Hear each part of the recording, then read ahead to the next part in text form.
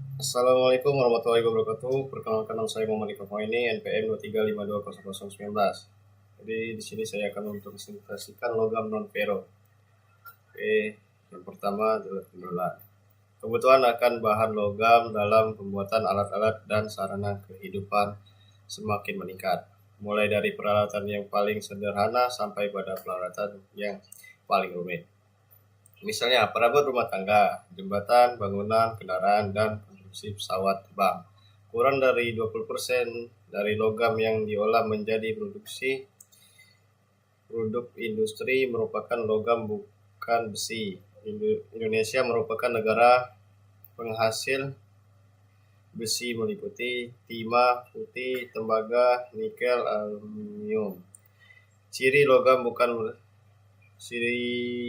bukan besi ialah daya tahan terhadap korosi, daya antar yang baik, dan pengubahan bentuk yang mudah. Ilmu logam adalah suatu yang mencakup seluruh pengetahuan yang mempelajari bahan-bahan logam pada umumnya, tentang komposisi, susunan, struktur, kritikal, dan sifat-sifat fisis dan mekanis. Bahan logam terbagi atas dua macam, yaitu logam ferro dan logam non-ferro. Logam ferro adalah suatu logam paduan yang terdiri dari campuran unsur karbon dengan besi, sedangkan logam non-ferro yaitu logam yang tidak mengandung unsur besi, Fe. Oke, logam non-ferro, suatu logam bukan besi makin baik daya tahan korosinya. Aluminium merupakan logam non-ferro, yaitu logam yang tidak mengandung unsur besi. Salah satu sifat logam bukan besi yang menjadi ciri khas adalah berat jenis.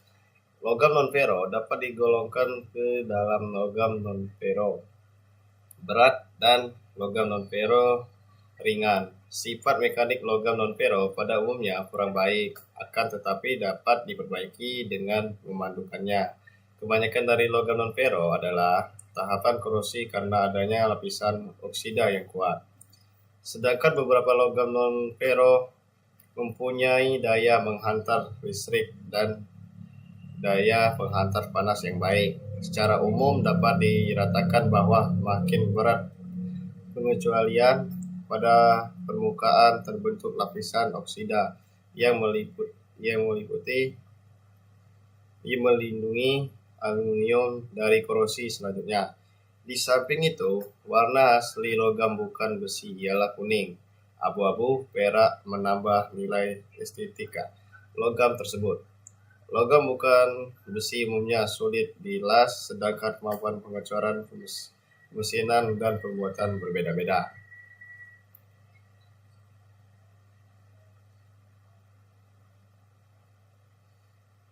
Tembaga ini adalah gambar tembaga. Di sini sampingnya ada gambarnya yang sudah kita usahakan. Tembaga hijau adalah logam dengan nomor atom 29, massa atom 63546, titik lebur 1083 Celcius, titik didih 2310 Celcius, jari-jari atom 1173, dan jari-jari ion Cu2 tambah 096. Tembaga adalah logam transisi golongan Ib yang berwarna kemerahan, mudah renggang, dan mudah ditempa. Tembaga bersifat racun bagi makhluk hidup. Warna coklat kemerahan, sifat terhadap ditempa. Lihat baik untuk menghantar panas, listrik, dan kuku. Tembaga digunakan untuk membuat suku cadang bagian listrik, radio, penerangan, dan alat-alat dekorasi. Aluminium merupakan logam ringan yang mempunyai ketahanan korosi yang baik dan hantaran listrik yang baik, dan sifat-sifat yang baik lainnya sebagai sifat logam. Warna biru sifatnya dapat ditempa, lihat bobot ringan, penghantar panas, dan listrik yang baik. mampu dituang. Aluminium digunakan untuk membuat peralatan masak, elektronik, industri mobil, dan industri pesawat terbang. Timbal. Timbal merupakan salah satu jenis logam berat yang sering juga disebut dengan istilah timah hitam.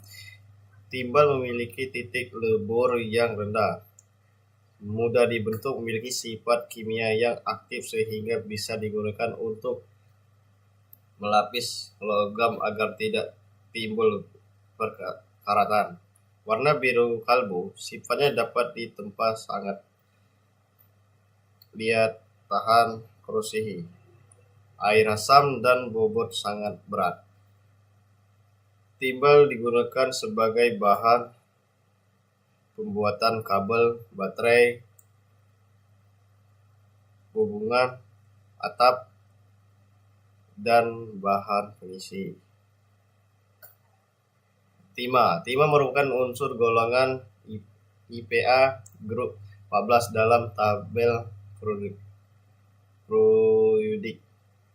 Bersama dengan karbon, silikon, germanium, dan timah menunjukkan kesamaan sifat kimia dengan E dan Pb, seperti pembentukan keadaan oksidasi +2 dan +4. Warna bening keperakan, sifat yang dapat ditempa liat dan tahan korosi. Timah digunakan sebagai pelapis lembaran baja lunak, plat timah, dan industri pengawetan. Seng merupakan logam esensial yang dibutuhkan manusia dalam menjumlahkan kecil, yaitu ukuran dari 100 Dh, yang sangat berpengaruh metabolis tubuh. Seng dapat menstimulasi aktivitas 100 macam enzim dan terlibat sebagai kooperator pada 200 jenis enzim lainnya yang terlibat dalam sejumlah enzim yang reaksi metabolis. Yang vital, kekurangan asupan menyebabkan rendahnya sistem imunitas dalam tubuh. Nasution 2024. Sekian dari presentasi dari saya hari ini. Bila ada kata, saya mohon maaf pada saya manapun. Topik bagi saya. Wassalamualaikum warahmatullahi wabarakatuh.